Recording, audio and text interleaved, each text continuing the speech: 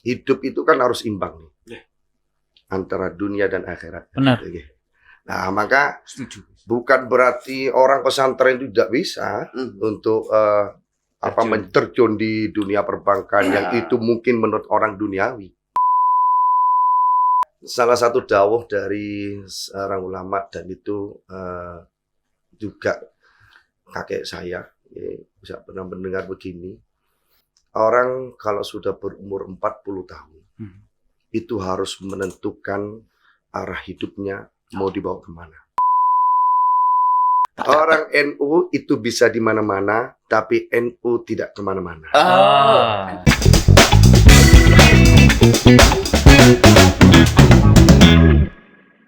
Kembali lagi bersama kami di Posang Goreng. Apanya yang digoreng? Tak ada lelah untuk yang lillah. Udah.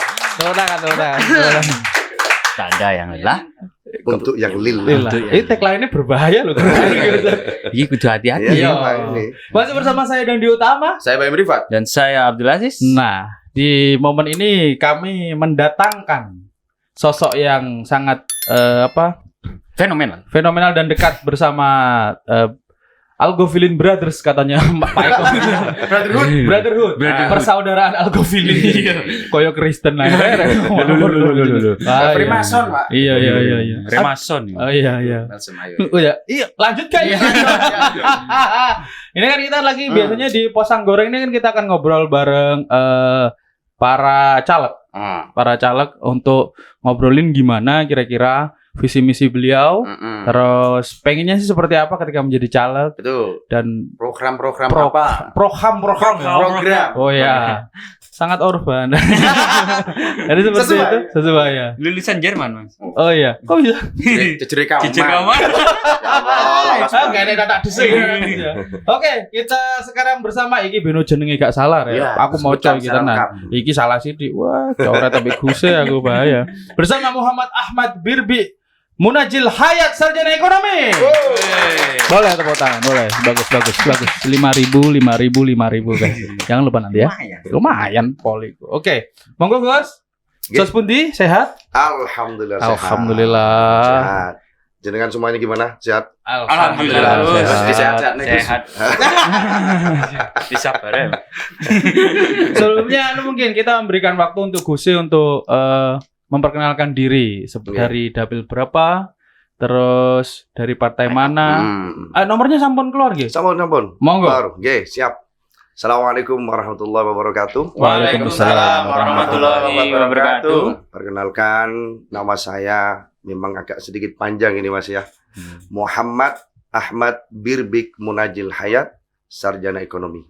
Kebetulan saya mencalonkan di legislatif ini berjuang mewakili konstituen yang ada di Kecamatan Kaliwates, Sumbersari, Ajung, dan Pakusari yang masuk dalam Dapil 1.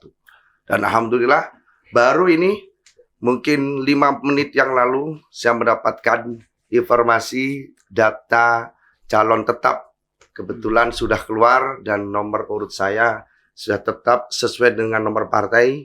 Nomor partai Golkar itu 4 dan nomor urut saya 4. Wah. Alhamdulillah. Geng. Serasi gitu. Iya. Selaras. Iya. Kuning. Buri kuning. Kok ngono ri? Enggak sengaja. Menandakan matahari. Seperti yang familiar. Iya. Matahari kan kuning. Lah kok malah Muhammadiyah. Alepan Flora. Astagfirullahaladzim. Oke.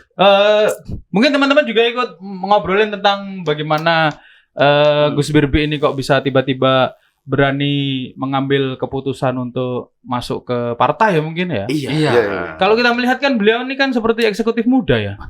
Kalau disingkat gak enak ya. Moodnya itu. Kalau lihat Ayo sing gigi. Kalau dilihat dari CV-nya yang sudah kita baca kemarin kan ada latar belakang seorang ekonom. Nah, ini nih kita jadi sedikit bingung sih. Latar belakangnya sebagai seorang ekonom, aku nyebutnya bankir boleh apa enggak sih? Apa ya? Nyebutnya bankir itu kira-kira apakah nanti akan ada liniernya, ada sesuai dengan apa yang dicalonkan nanti waktu ketika jadi caleg ngoten niku, Pak. Programnya apakah nanti linier dengan apa yang nanti ketika sudah sampai di dewan kalau sudah terpilih lah. Amin kan gitu seperti itu. Sebelum saya menjawab itu, jadi memang sebelum ini saya sebagai bankir boleh nih? Monggo, boleh ya? monggo. Oke. Di Bank Syariah Indonesia dulu Bank Syariah Mandiri, kemudian Bank Syariah Indonesia selama 13 tahun saya di perbankan, mulai dari yang tingkat bawah sampai kalau menurut orang itu top level saya sudah melampaui itu. Sebenarnya kan begini, hidup itu kan harus imbang nih, antara dunia dan akhirat. Benar. Nah, maka Setuju. bukan berarti orang pesantren itu tidak bisa untuk terjun di dunia perbankan yang itu mungkin menurut orang duniawi. Nah, kebetulan juga aktivitas saya kalau pagi ketika masih di perbankan ini jelas sebagai pegawai bank, di malam harinya jangan lupa untuk menyeimbangkan. Nah, bagaimana hidup kita itu dengan amaliyah akhirat. Nah, di situ ada yang namanya kita majelis zikir, yaitu majelis zikir wafilin. Alhamdulillah sampai saat ini sudah sekian tahun menemani para jamaah, orang-orang untuk sama-sama berzikir kepada Allah. Begini tuh. Nah, untuk tadi yang pertanyaannya apakah ada keserasian nanti ketika ini? Ya pastilah. Ya pasti. Di situ kan ada nanti bidang perekonomian dan sebagainya. Ada bidang sosialnya. Bagaimana kita pendekatan emosional dengan masyarakat yang jelas, apapun yang bisa kita berikan kepada masyarakat, kita optimalkan, kita maksimalkan di situ. Sesuai dengan kemampuan yang mungkin dititipkan oleh Allah kepada saya. Nah, ngomong-ngomong latar belakangnya Gus Birbik yang ekonom ini, ketika kan kita nggak tahu nih Gus, ketika kita ingin jadi caleg DPR, itu kan ada komisi-komisi. Yes. Nah, itu sebenarnya kita milih sendiri atau itu dari partai atau seperti apa Gus? Tentang komisi itu. Oke, saya jawab.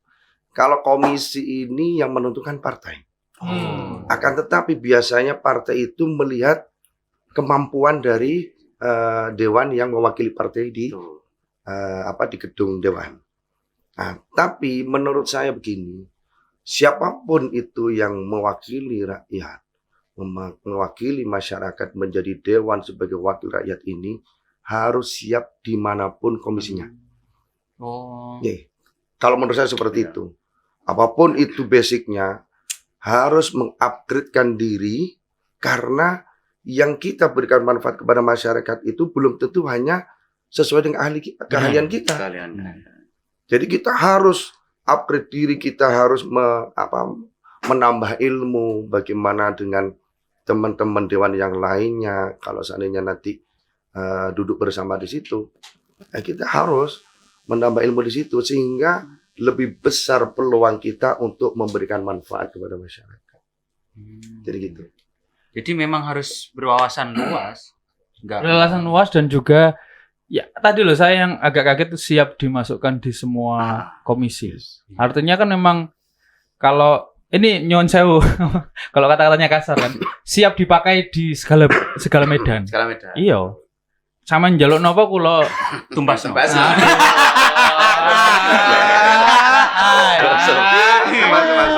Bonus ini kira ya. Sebelumnya saya terima kasih untuk Tembasno ID dan juga Jember Wifi yang telah memberikan support. Terima kasih. Mungkin ini pertanyaannya agak loncat-loncat, butuh apa-apa nih Gus? Karena ini memang santai obrolannya.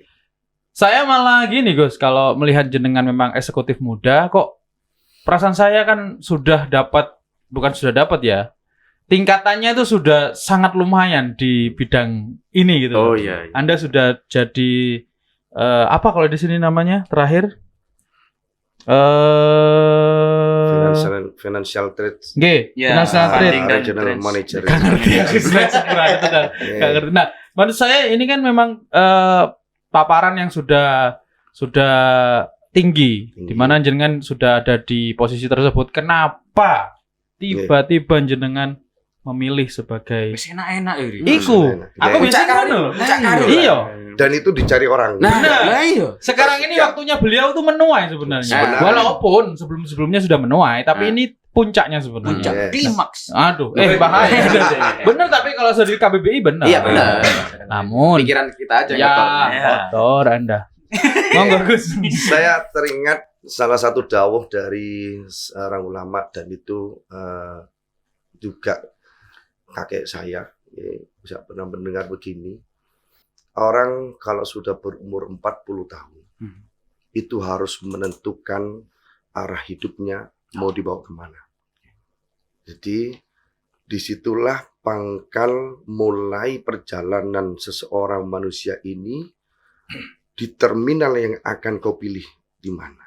Terminal hanya dua, surga dan neraka. Di umur 40 tahun inilah sebagai awal untuk melangkah itu. Dan pada waktu itu saya mendengar di 3 tahun yang lalu. Umur saya sekarang 43 tahun. Sejak 3 tahun yang lalu itu sudah menginginkan keluar dari situ. Jadi saya kerja itu bukan mencari jabatan, Mas. Saya tidak pernah mencari jabatan agar naik ini, enggak. Agar kita tidak terpaku di situ. Bahkan teman-teman saya ketika itu sudah menjadi kepala dan sebagainya, saya tidak masalah.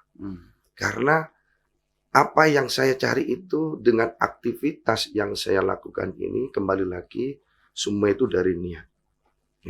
Ketika kita melakukan suatu jabatan itu hanya sementara. Tapi kemanusiaan, kebaikan kita kepada orang lain itu akan selama-lamanya melekat kepada orang lain. Jadi saya tidak harus jabatan ini, enggak. Maka apapun yang menjadi posisi saya pada waktu itu, saya kerjakan lillah karena Allah. Sesuai dengan tagline saya tadi. Tak ada lelah untuk yang lillah. Insya Allah itu niat saya bekerja hanya mencari barokah dari aktivitas pekerjaan yang saya lakukan. Begitu pula dengan saat ini, orang banyak seperti Mas tadi yang bilang, wah ini sudah eksekutif muda, harusnya sudah menuai. Banyak sekali. Bahkan di orang-orang dekat saya juga seperti itu. Cuman saya kan yang tahu posisi saya, tahu bagaimana saya harus saya lakukan. Karena bagaimanapun pertanggungjawaban saya bukan hanya kepada manusia, tapi kepada Allah Sang Pencipta saya. Itu. Ngono ri. Kurang-kurangi golek Pasti. badi. Sepi kok meneng apa iki. Lele Allah ya protes.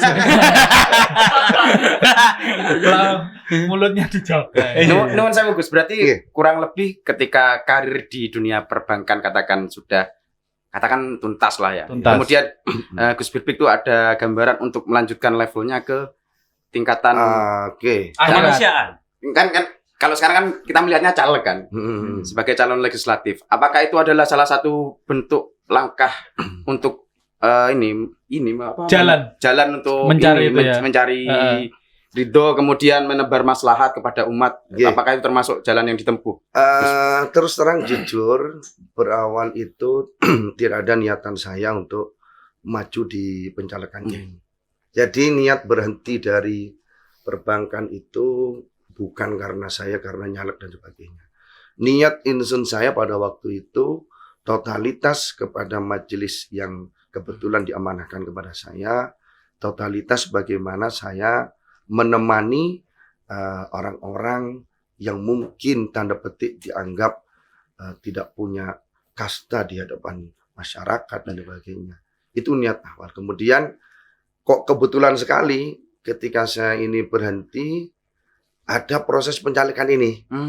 Momentumnya. Kemudian kebetulan Gus Baikun sebagai saudara saya dan kakak saya ini memberikan gambaran tentang bagaimana pencalekan itu pun saya tidak langsung bisa menjawab di situ. Kurang lebih mungkin 3 bulan saya baru bisa menjawab untuk benar-benar maju di pencalekan ini. Nah, jadi bukan niatan awal. Nah, di situ ternyata ya memang responnya pro kontra nih. Gus, dengan sudah di majelis aja, nggak perlu kayak gini. Ada yang justru dengan seperti ini kemanfaatan panjenengan ini akan lebih luas, lebih banyak bisa memberikan manfaat kepada orang lain. Nah, itu terakhir yang menjadi kunci saya maju adalah doa restu dari ibu saya. Nah, itu ibu mengatakan dulu sejarah bahwa kakekmu Ki Ahmad Siddiq memperjuangkan ideologi Pancasila, dan mungkin inilah cara kamu untuk sama perjuangan seperti kakekmu. Itulah saya langsung niat Bismillah untuk berjuang dengan menitipkan niat dari kakek saya dulu, nawaitu amran bil ma'ruf wa nahya 'anil munkar. Itu yang menjadi niatan saya untuk maju di situ. Jadi kurang lebih memang sudah ada gennya. Sudah ada gen di sana. Tinggal wake up calling aja. Istilahnya gitu ya. Jadi memang dari apa itu? Ya sudah memang sudah dari kakek. Iya sudah terahnya memang sudah kan memang kata beberapa saintis tuh mengatakan bahwa kalau emang di sana ada darahnya seorang pejuang maka dia akan menjadi pejuang kan gitu. Kalau darahnya dia memang seorang apa dia akan masuk ke sana. Aku iki opo kira-kira? Nah, itu masalah. Coba tak browsing. Pohon keluarga di sana dia arti yang masalah. Track DNA itu loh dikirim kemana kan kelihatan. Iya bisa. Fry company. Mending company. Nang ae. Gak wani ya ya. Nah, mengenai ini Gus mungkin. Nah, jenengan tuh kan memang ternyata di sisi lain backgroundnya memang aktif di Majelis Al-Ghafilin gitu. Ya, namanya Dzikrul Ghafilin. Dzikrul Ghafilin. Gue gak tau melok. Aku melok sepisan. Sampai Pak Eko ning ngarepe UNED. Iya. Go parkiran. Tuku cilak. Wes arep jadi buka-buka Iya, nanti insyaallah. Gus. Kapan Gus sih? Nah, mengenai jadi di sisi lain memang menjadi anggota DPR ini ada apa ya sama dengan semangatnya di Majelis Dzikrul Al-Ghafilin kalau gitu ya. Jadi bagaimana apa kalau kita ngomongkan ya para anggotanya atau apanya ya? Jamaah. Kan mereka sekermania kan gitu. Sekernya. Aduh. Januari kira. Jadi kurang lebih ini sebagai bentuk konkret yang lain gitu Gus. Jadi bagaimana mungkin biasanya kan kalau waktu acara mungkin Gus dapat omongan ini Gus ini ngoten kurang lebihnya mungkin seperti itu. Justru begini, dengan kita punya majelis ini memang seharusnya menurut saya Dewan itu harus tahu, harus turun ke bawah, harus mengerti. Dari informasi itu bukan up down tapi bottom up. Dari bawah itulah yang sebenarnya masalah real yang ada di bawah itu. Justru dengan adanya majelis itu banyak informasi-informasi yang terjadi di masyarakat. Benar. Jadi, berarti proses pencalonan ke anggota dewan ini adalah bentuk langkah legal formalnya ya Gus. Soalnya kalau di majelis zikir kan cuma mendapat aduan saja. Tidak ada langkah konkretnya kan nanti gitu. Dan tidak punya kebijakan untuk melanjutkan aspirasi mereka. Itu. Jadi ini kan sekeranjang kebenaran tanpa kekuasaan. Iya, Pak. Mentang-mentang habis nonton konser kemarin. Diulang. Kalau masalah politik diulang.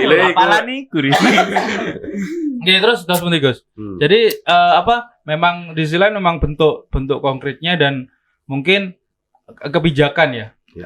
Fokusnya di kebijakan. Jadi kalau ada apa-apa mungkin bisa langsung dapat masukan dari bawah ke atasnya langsung kok gak ngene rek.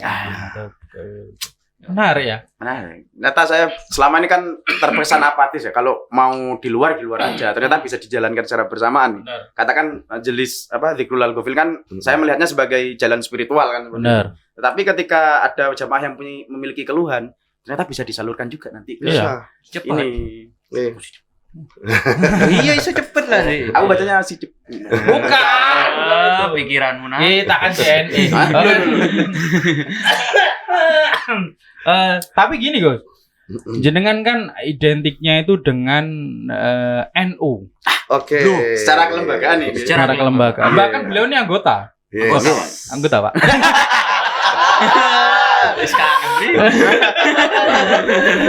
Anggota dari Nahdlatul Ulama. Nah, Mengapa kok memilih Golkar sebagai jalan apa ya istilahnya? Jalan Perjuangan pergerakan, lah. jalan perjuangan. Oke. Menurut saya itu kan begini, ada pandangan yang salah bahwa NU itu bukan partai. Tapi bukan berarti orang NU itu tidak boleh berpolitik. Jadi NU itu bisa di mana-mana, walaupun orang NU bisa di mana-mana, tapi NU tidak kemana-mana. Bisa diulangi. Menarik itu, menarik. Orang NU itu bisa di mana-mana, tapi NU tidak kemana-mana. Oke. Siap. Jadi gitu. Jadi pandangan kalau NU partai itu salah. Tapi orang NU ada di mana-mana partai itu justru semakin luas kaki NU untuk berjuang melalui kendaraan partai ini. Tapi kan ada upaya nih Gus, upaya pengekangan warga NU untuk terkumpul pada satu titik. Siapa ya? Ayo em.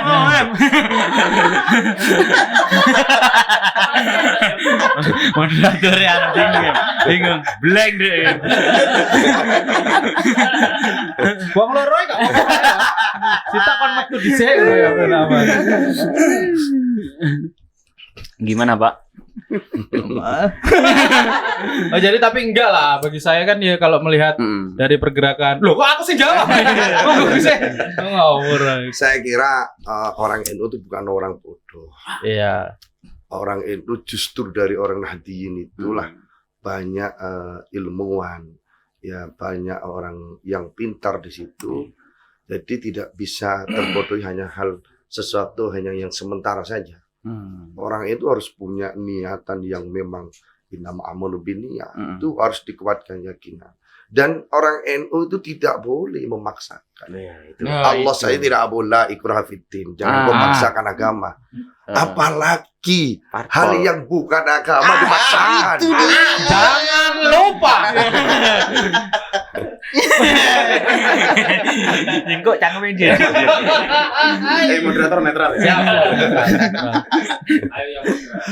Bahkan begini saya tambahkan, saya begini, saya sendiri pribadi ini karena sudah punya majelis, bagaimanapun itu berharap semua jamaah yang ada di saya ini itu pasti mendukung dan mencoblos saya. Tapi bagaimana sikap saya kepada mereka? Saya tidak pernah sekalipun memaksakan. Gitu. Silakan pilih sesuai dengan pilihan Anda. Hati nurani. Saya tidak memaksakan. Kalau memang saya ini pantas untuk mewakili jenengan semua, monggo. Ketika ini menjadi amanah, maka saya akan faktakan dan ini tanggung jawab saya secara profesional, bertanggung jawab manusiawi yang dipertanggungjawabkan kepada manusia sebagai orang-orang yang sudah mencoblos saya ini yang disebut konstituen dan Allah yang mengamanahkan tugas ini. Luar biasa. Boleh loh kalau mau tepuk tangan teman-teman. Nggak apa-apa. Nggak usah takut. Masuk ke sini nggak masalah suara sampai. Karena di sini tidak ada pembungkaman saudara-saudara. Ini tinggal mati. Wes. Iki lo Mas, mau lo. Jangan ngomongnya lo. Enggak apa-apa kan. Tapi mau ngomong-ngomong apa itu? Kamu wis takon mau kan? Sebagai orang NU, terus akhirnya Gus Birbi jawab gak popo di mana-mana. Tapi kenapa kok pilih Golkar? Oh iya. Itunya masih belum terjawab ya. Siap. Kita tahu Golkar ini partai besar. Golkar ini ya juga partai lama dan yang pertama. Justru dengan partai yang besar ini, peluang berjuang kita untuk mensukseskan visi misi kita itu lebih besar peluangnya. Karena saya lihat Partai Golkar ini struktur organisasi partai sampai sekarang itu masih berjalan.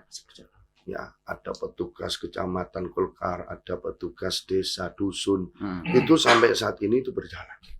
Nah, di situ menurut saya Golkar ini tepat sekali bagi saya untuk berlabuh perjuangan lewat kendaraan Partai Golkar ini. Artinya masih solid ya. Solid sekali. Wah, kudu iku partai liane iku. Jujur ya. Kudu sing liane iku. Tapi kan kata umum solid itu. Mas aku dhewe emang loro ae. Loro penyakit kok ya, Mas. Produser. Loh, enggak, artinya manajemennya itu Oh, masih iya, bagus. Administrasinya, Benar. strukturnya masih tertata dengan rapi gitu loh. Kalau saya Kaderisasinya melihatnya juga- itu Gimana? kapal besar. Ah, Kapal besar. Jadi kalau kapalnya besar juga mengarunginya akan lebih lama, bahan yang dibawa juga banyak. Iya. Artinya kan banyak kemaslahatan yang akan mudah disalurkan. Terakomodir. Iya. Iya. Tepuk tangan lah buat saya. Ya apa? Kapan mana? Yo, Iya. ya. Kapan mundur. Jadi seperti itu ya. Oke, terus ngeten Gus. Nah, sampai lali gara-gara aku mau.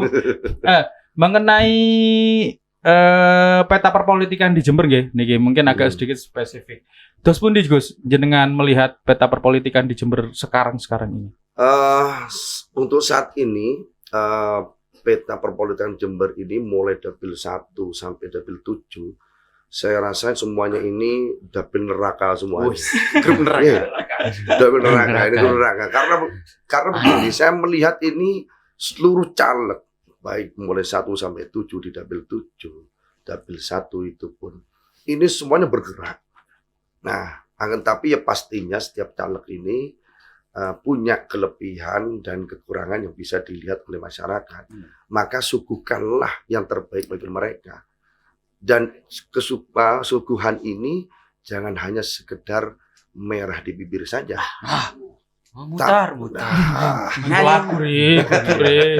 Tapi harus kita faktakan kalau memang ini akan ada amanah yang diamanahkan oleh pemilih yang akan merasa saya atau yang lainnya itu sebagai wakil mereka, maka sekali lagi yang harus diketahui paradigma yang mungkin selama ini ada sedikit menurut saya salah, bahwa rakyat ini adalah konstitusi yang tertinggi, bukan legislatif, bukan eksekutif, tapi rakyatlah yang paling tertinggi. Awak dhewe lumayan. Sik lah, mari ki. 5 tahun lagi ya.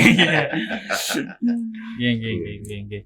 Terus Gus, terakhir mungkin gini sebagai closing mengenai mungkin rekan-rekan dan juga mungkin para jamaah juga melihat video ini di YouTube tentang visi misinya jenengan terus pun Gus.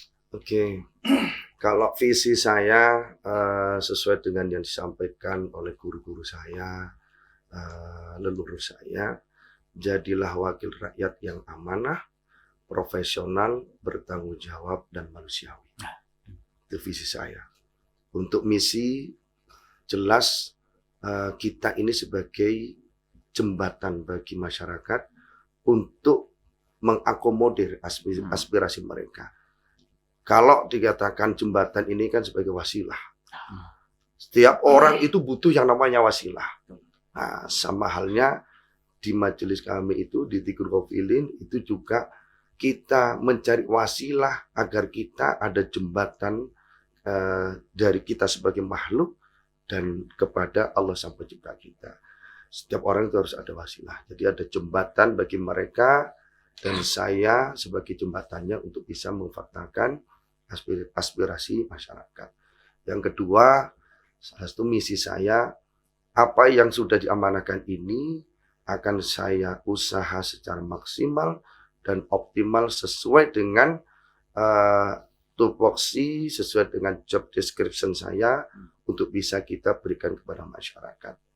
Nah, yang ketiga untuk misi saya, bagaimana saya berusaha menjadi solusi bagi mereka yang saat ini banyak masalah, banyak problem yang tentunya disesuaikan dengan tadi tupoksi yang sudah ada.